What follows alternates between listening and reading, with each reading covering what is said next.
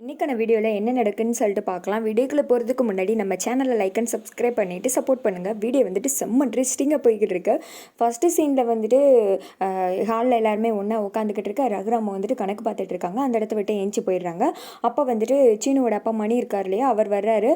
பத்மா எனக்கு ரொம்ப பசிக்குது, சாப்பாடு எடுத்து வை அப்படின்ற மாதிரி சொல்ல சீனு வேற பின்னாடியே வந்துட்டு கெஞ்சிட்டு இருக்காங்க. அம்மா ப்ளீஸ்மா விட்டுருமா, இனிமேல் அப்படிலாம் சண்டை நடக்காதுமா, அவகிட்ட நான் சொல்லி புரிய வைக்கிறேன் அப்படின்ற மாதிரி சொல்ல அதெல்லாம் ஒன்றும் முடியாதுடா, அவள் என்கிட்ட வந்து சாரி கேட்டால் தான் நான் எல்லா வேலையும் பார்ப்பேன், சாப்பாடு கூட எடுத்து வைப்பேன், இல்லைன்னா எடுத்து வைக்க முடியாது அப்படின்ற மாதிரி சொல்ல பத்மா நீ சின்ன விஷயத்த ஊதி பெருசாக்கிட்டு இருக்க, எனக்கு வயிறு பசிக்குது, இப்போ சாப்பாடை எடுத்து வைக்க முடியுமா முடியாதா அப்படின்ற மாதிரி கேட்க முடியாதுங்க, நான் எவ்வளோ பெரிய ஆள், மாமியார் மரியாதை கூட அவளுக்கு இல்லை, இப்போயும் வந்துட்டு வேலைக்காரி மாதிரி நடத்துகிறா, கல்யாணம் ஆனால் இந்த மாமியார்லாம் மதிப்பாளா, அவன் வந்து என்கிட்ட சாரி கேட்கட்டும், அதுக்கடுத்து நான் எந்த வேலைனாலும் பார்க்குறேன் அப்படின்ற மாதிரி சொல்ல பத்மா கடைசியாக கேட்குற முடியுமா முடியாதா அப்படின்ற மாதிரி சொல்ல முடியாது அப்படின்ற மாதிரி சொன்னதும் விறுவிறுன்னு மணி வந்து பத்மா கண்ணத்தில் ஒரு அறை விட்டுறாங்க. எல்லாருமே வந்துட்டு ஷாக் ஆகிடுறாங்க.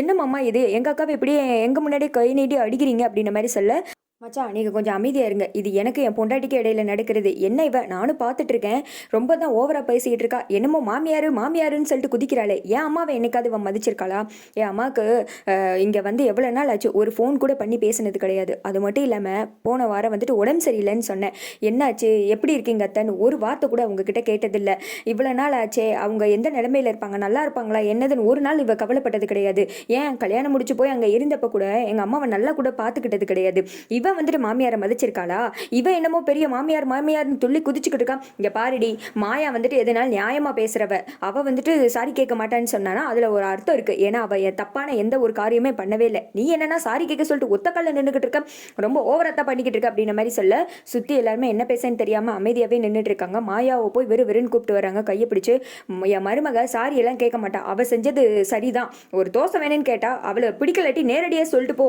அதை விட்டுட்டு தொட்டா குத்தம் தொடலனா குத்தம் என்னத்தையாவது உன்னத்தை சொல்லிக்கிட்டே இருக்க, இங்க பாரு இன்னொரு அரை விட்டு கண்ணை பழுக்கவங்களையும் ஒழுங்கா வந்துட்டு சாப்பாடு எடுத்து பரிமாறிடு, இனிமே இப்படி எல்லாம் முனைச்சிக்கிட்டு இருக்க வேலை வச்சுக்கிட்ட அவ்வளவுதான், முதல்ல நீ போய் அம்மா கிட்ட சிறந்த மருமகளா நடந்து சாரி கேளு, அதுக்கடுத்து மாயா கேட்பா புரியுதா அப்படின்ற மாதிரி சொல்லிட்டு விறுவிறுன்னு போய் உட்காந்துட்டு டைனிங் டேபிளில் வெயிட் பண்ணிட்டு இருக்காரு பத்மா வர்றதுக்காக. பத்மா விறுவிறுன்னு அழுதுகிட்டே கண்ணை தொடச்சிட்டு வந்து பரிமாறுறாங்க.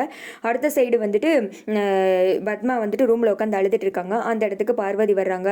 மாமா இப்படி பண்ணுவார் நான் எதிர்பார்க்கவே இல்லை, ஏன் தான் இப்படி பண்ணாரோ அப்படின்ற மாதிரி சொல்ல எல்லாமே வந்துட்டு அந்த மாயா காண்டி தான் இப்படி வந்துட்டு என்னை அடிச்சிட்டார்ல அப்படின்ற மாதிரி சொல்ல ஆமாம் இப்படி கொஞ்ச நேரத்தில் குடும்பத்தையும் ரெண்டாக்கிட்டாலே அப்படின்ற மாதிரி சொல்ல அந்த இடத்துக்கு சீனு வர்றாங்க. அம்மா இன்னும் கோமா தான் இருக்கீங்களா அப்படின்ற மாதிரி சொல்ல வேற அக்கா என்ன பண்ணுவாங்க சொல்லு, அத்தனை பேர் முன்னாடியும் அதுவும் அந்த மாயாக்காக கை நீட்டி அடிச்சிட்டாங்க அப்படின்ற மாதிரி சொல்ல இங்கே பாடுறா உன்னோட வாழ்க்கைக்காக நான் என்ன வேணா பண்ணுவேன், நீ நல்லா இருக்கணும்னு நினச்சிதாண்டா நான் கஷ்டப்பட்டுட்டு இருக்கேன், ஆனால் இந்த மாயா உன் வாழ்க்கையில் இருந்தால் நீ நல்லா இருப்பியா இல்லையானே எனக்கே தெரியவே இல்லை, பார்த்துக்கோ அப்படின்ற மாதிரி வந்துட்டு சொல்லிட்டு இப்போ ஏன் உன் பேச்செல்லாம் கேட்க மாட்டேங்கிறா, அப்புறம் கல்யாணத்துக்கு அப்புறம் எப்படி கேட்பா அப்படின்ற மாதிரி ஏற்றி விட்டுற சீனு கோவமாக விறுவிறுன்னு அங்கேருந்து கிளம்பிடு. இந்த பக்கம் பத்மா அழுதுகிட்டே இருக்காங்க. அடுத்த சைடு ரகுராம் அவங்க வந்துட்டு ஒரு இடத்துல நின்றுட்டு இருக்கா. அந்த இடத்துக்கு வந்துட்டு மாயா வர்றாங்க. வந்ததுமே பெரியப்பா என்ன நின்றுட்டுருக்கீங்க அப்படின்ற மாதிரி சொல்ல சும்மாதம்மா அப்படின்றாங்க.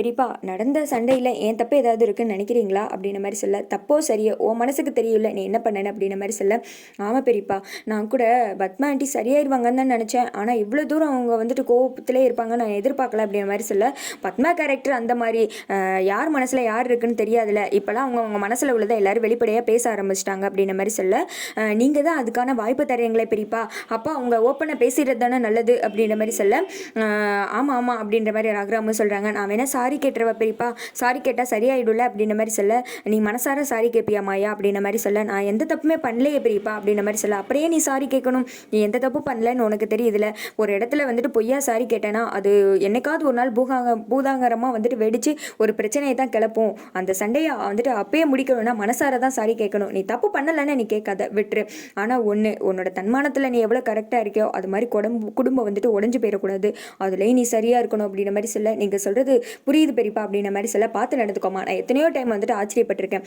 மாயா வந்துட்டு நம்மளை மாதிரியே யோசிக்கிறாளே அப்படின்னு சொல்லிட்டு நான் ஒன்றும் இல்லை என்ன பார்த்துக்கிட்டு இருக்கேன், என்ன மாதிரியே நீ வந்துட்டு நடந்துக்கிற செய்கிற நீதி நேர்மையில் வந்துட்டு கரெக்டாக இருக்க, அதனால நீ குடும்பத்தையும் வந்துட்டு காப்பாற்றுவேன் நினைக்கிறேன் அப்படின்ற மாதிரி சொல்ல கண்டிப்பாக காப்பாற்றுவேன் பெரியப்பா அப்படின்ற மாதிரி சொல்லிட்டு இருக்காங்க. அடுத்து வந்துட்டு ரகுராம் அவங்க கிளம்பிடுறாங்க. மாயா மட்டும் ஒரு மாதிரி யோசனையில் இருக்காங்க.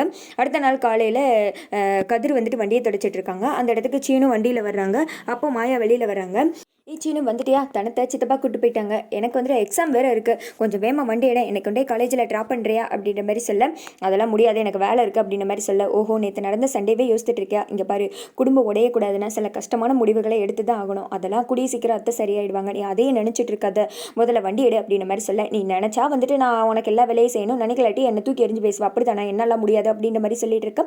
அந்த இடத்துக்கு வந்துட்டு ரகுராம் அவங்க வராங்க. என்னாச்சு மையா, காலேஜ் போலையா அப்படின்னு சொல்ல, இந்த சீனு ட்ராப் பண்ணிடுவான் பெரியப்பா அப்படின்ற மாதிரி சொல்ல, ரகுராம் அவங்க கிளம்பிடுறாங்க. அடுத்த சைடு வந்துட்டு மணி அவங்க வர்றாங்க. என்ன மருமகளை, நான் வேணா காலேஜில் விடவா அப்படின்னு கேட்க, சீனு விட்டுருவான் அப்படின்ற மாதிரி சொல்ல, மருமகளை பார்த்து விடுறா அப்படின்னு சொல்லிட்டு அவர் கிளம்பிட, என்னாலாம் உன்னை விட முடியாது அப்படின்ற மாதிரி சொல்ல, ஏன் இப்படிலாம் பேசிகிட்டு இருக்கு அப்படின்ற மாதிரி சொன்னதும் அடுத்து இங்கே சீனை கட் பண்ணி காலேஜில் தான் காமிச்சிட்டு இருக்காங்க. கதிர் கூட தான் மாயா வந்த மாதிரி காமிக்கிறாங்க. அப்போ கதிர் தான் ஏற்றிட்டு வந்திருப்பார் போல.